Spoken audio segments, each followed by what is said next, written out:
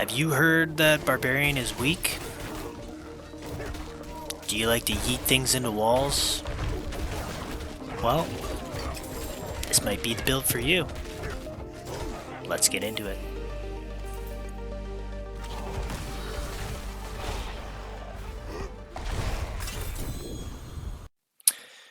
Okay, there's going to be 3 core legendaries for this build. The first one's Kick, or Charge will explode if enemies are killed within 2 seconds, dealing X amount of damage to surrounding enemies.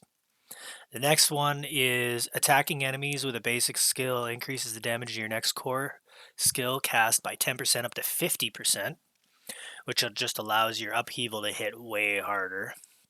The next one is each point of fury you generate while at maximum fury grants your next core skill 4% increased damage up to 120%, which is huge.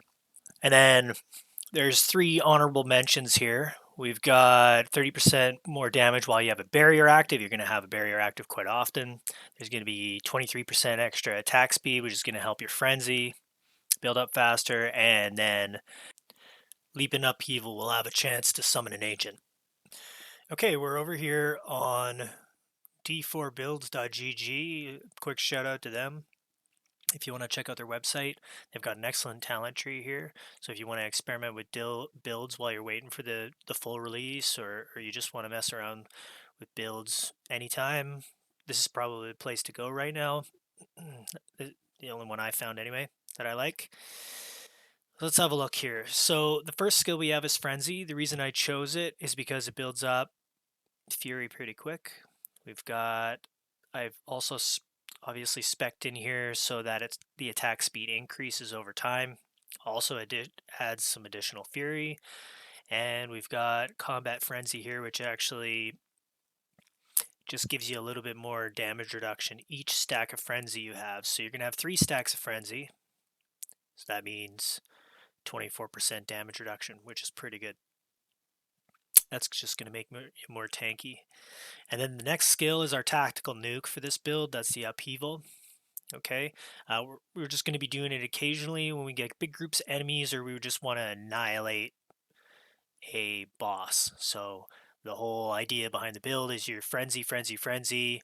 You're building up your stacks. When you see the numbers 50, 120 down at the bottom of the screen from your different legendaries, that means you're going to get 170% more damage on that upheaval. That's when you do it. So you kick the enemy, which is going to give them vulnerability. Then you're going to hit them with the upheaval, and it's going to go off like a tactical nuke. I've one-shot bosses with this build. It doesn't happen that often, but if you get a good setup and there's any other debuffs on that boss, it may go down in one shot. Here we go. So I put max points into upheaval. Then we've got 20% chance to stun all enemies. It damages for 2.5 seconds, which is a long time. And when we're talking, I mean, it doesn't come into play that often because mostly everything just dies in one shot. This is also an excellent little perk here. Dealing direct damage to an enemy with a skill that is not upheaval causes your next cast of upheaval to deal 8% increased damage, stacking up to 10 times. So this is why I picked Frenzy as well, right? So any direct damage you do, so you hit somebody with like 10 Furies, all of a sudden, that's 80% more damage on your upheaval. So 170 plus 80, 250% we're up to already. I'm not going to keep count because there's a lot of synergies that go into this build. The Iron Skin, I just put 3 points into it. It keeps us alive.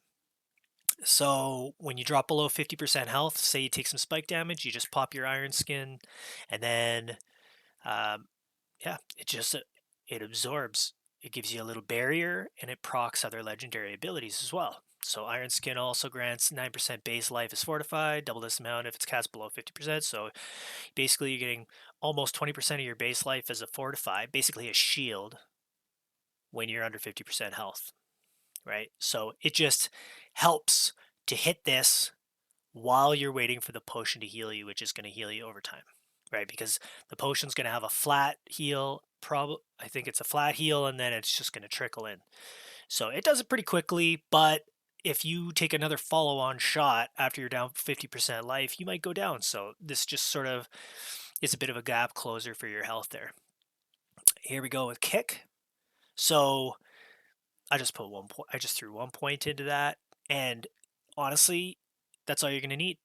Uh, Here you go. When you do the kick, it's going to make the target vulnerable for 4 seconds, so it's really good against bosses and that sort of thing. You kick them, and I'm going to get into more of the synergies here in a second. So you kick them, it makes them vulnerable. It's going to give you berserk as well, which I'm going to show you in a second. So kicked enemies deal damage to enemies they collide with.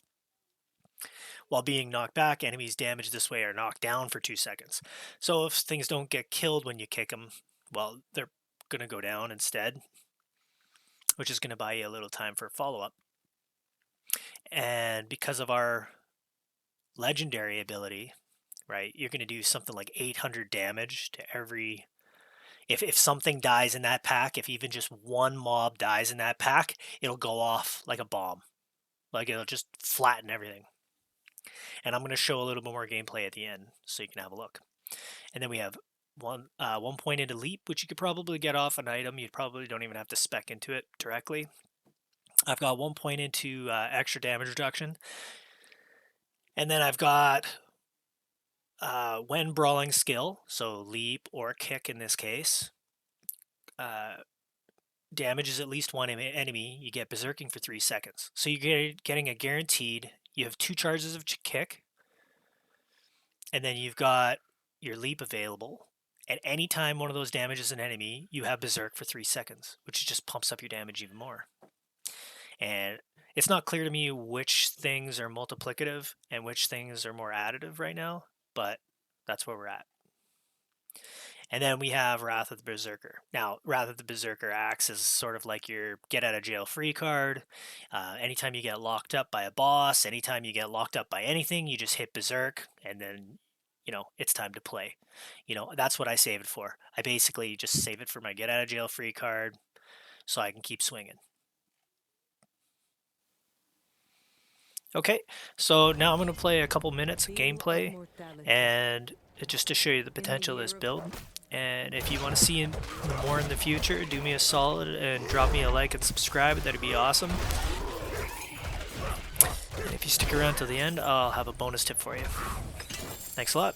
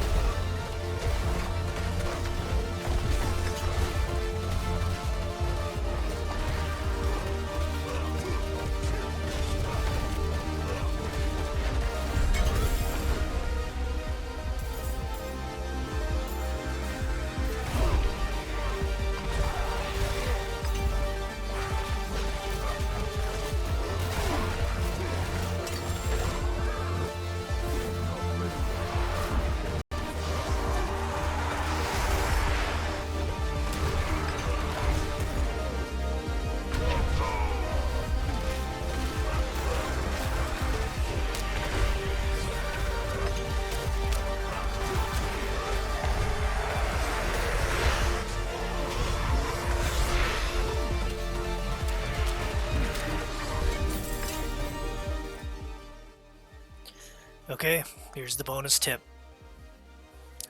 legendary affixes that you take off of legendary items have the level of the item they come from. So if you pick up a legendary that's level 5 and you strip the legendary affix off of it and put that legendary affix on a level 35 item, that new item, that rare that you decided to put that legendary affix on, becomes a level 5 item. And then you can put it on your level 5 character. A level 35 item on a level 5 character. Have fun.